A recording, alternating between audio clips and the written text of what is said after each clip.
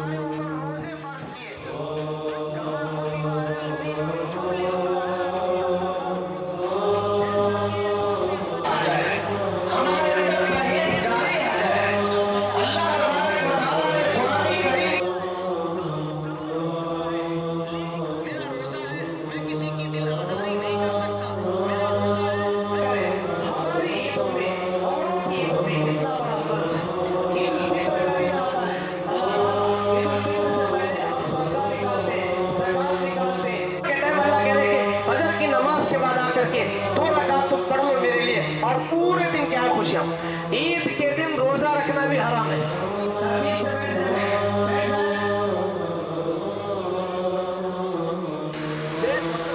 अल्लाहु अकबर,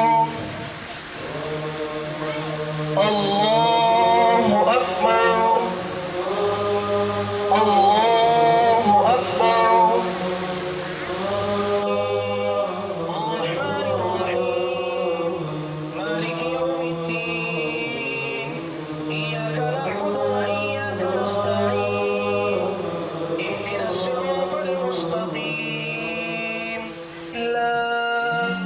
وتلك الأمثال نضربها للناس لعلهم يتفكرون.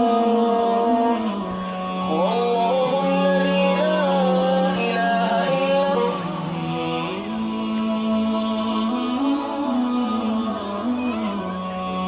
الله أكبر، الله أكبر، الله أكبر، الله أكبر،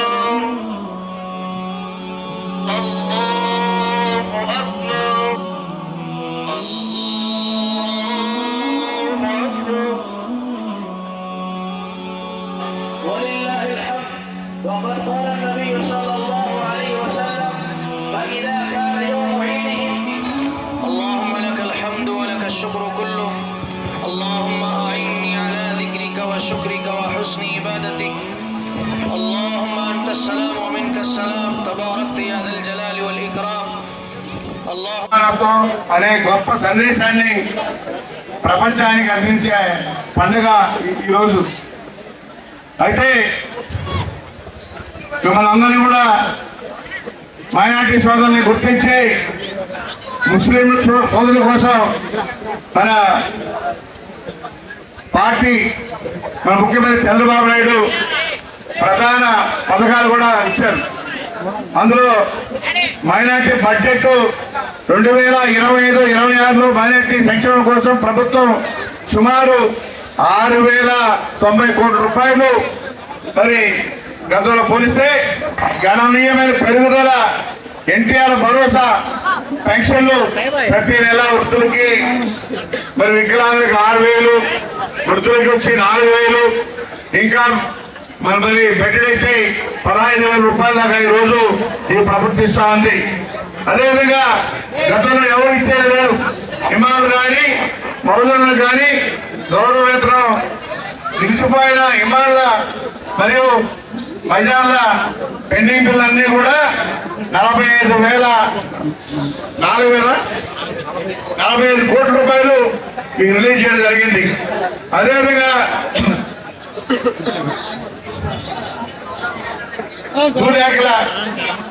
నూరుబాట కార్పొరేషన్ ద్వారా మరి ఫెడరేషన్ దూరేకల ముస్లిం ఫైనాన్స్ కార్పొరేషన్ ద్వారా మరి 100 కోట్ల రూపాయలు కేటాయించడం కూడా జరిగింది.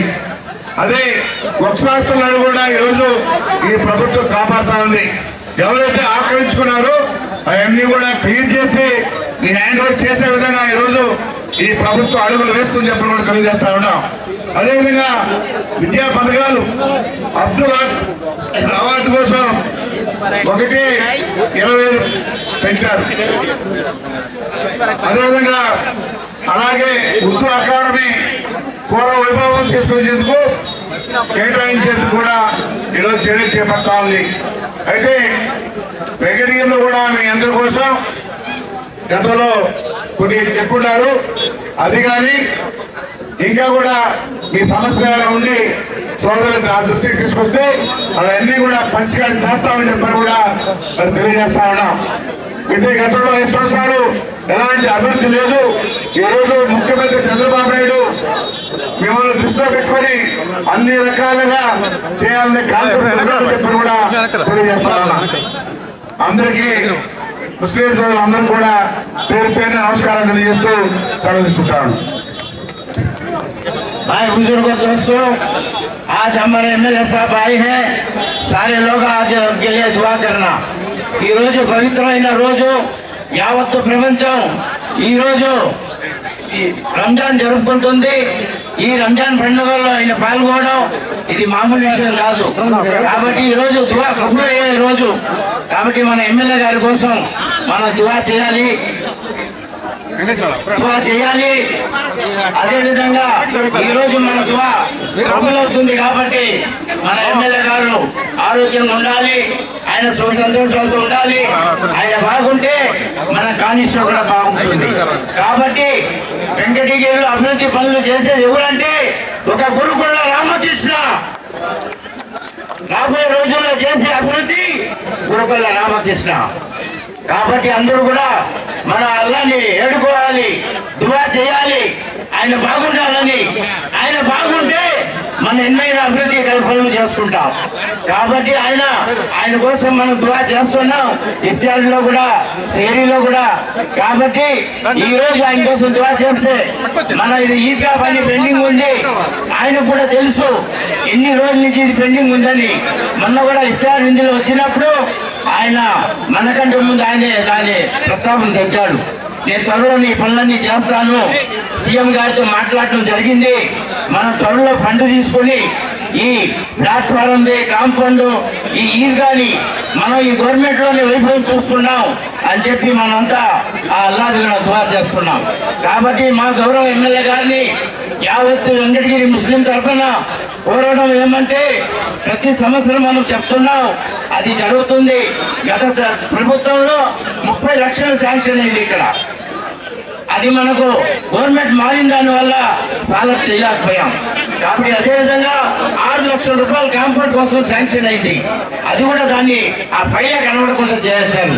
కాబట్టి ఇప్పుడు మనం ఉన్నాం, మన సీఎం గారు చంద్రబాబు నాయుడు గారు ఈ ముస్లిం దువాతో ముస్లింలకు ఏ పని చేయాలని ఆయన ఒక తపన, ఆయన ఒక ఆతృత, మన ముస్లింలకి న్యాయం చేయాలి, ముస్లింలకి మనం ముందు ఉండాలని చెప్పి మొన్న కూడా అసెంబ్లీలో కూడా ఆయన మాట్లాడటం జరిగింది. ముస్లిం కోసం నేను ఎంత దూరం అయినా వెళ్తాను, ఎంతైనా ఖర్చు పెడతానని చెప్పి మా గౌరవ ఎమ్మెల్యే గారికి అదే చెప్తున్నాం. గౌరవ ఎమ్మెల్యే గారికి మనం అర్జీ ఇస్తే ఆయన అకౌంట్పై ఎమ్మెల్యే దేవుడికి ఇస్తాడు, ఆయన సీఎం గారికి ఇస్తాడు. నేను గతంలో హైదరాబాద్ లో మన సెక్రటరీ ఉండేప్పుడు చూసా, నేను కూడా పోయేవాడిని హైదరాబాద్ సెక్రటరీలో. ఆయన తప్పున వెంకటగిరిని అభివృద్ధి ఎలా చేయాలి, ఎన్ని మినిస్టర్లు దగ్గర తిరుగుతాడు, నాకే బాధ కలిగేది. ఎంతమంది మినిస్టర్లు పోతాడు, అయ్యా మా ఊరి అభివృద్ధి కోసం మాకు ఈ ఫండ్ ఇవ్వండి, మాకు ఈ ఫండ్ ఇవ్వండి. హైదరాబాద్లో సెక్రటరీ ఉండేటప్పుడు చాలాసార్లు నేను పోయినా కూడా అప్పుడంతా నేను చూసా, ప్రతి మినిస్టర్ దగ్గర పోయి ఈ ఊరి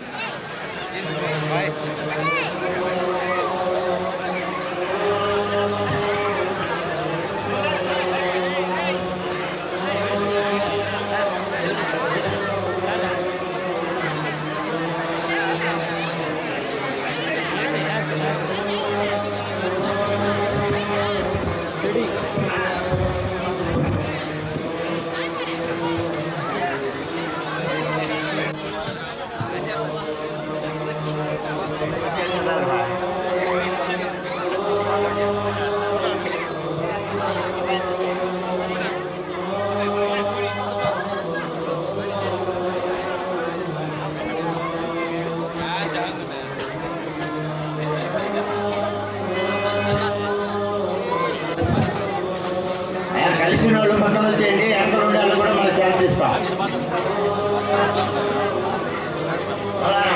మీరు మన ఎమ్మెల్యే సాబ్ వస్తారు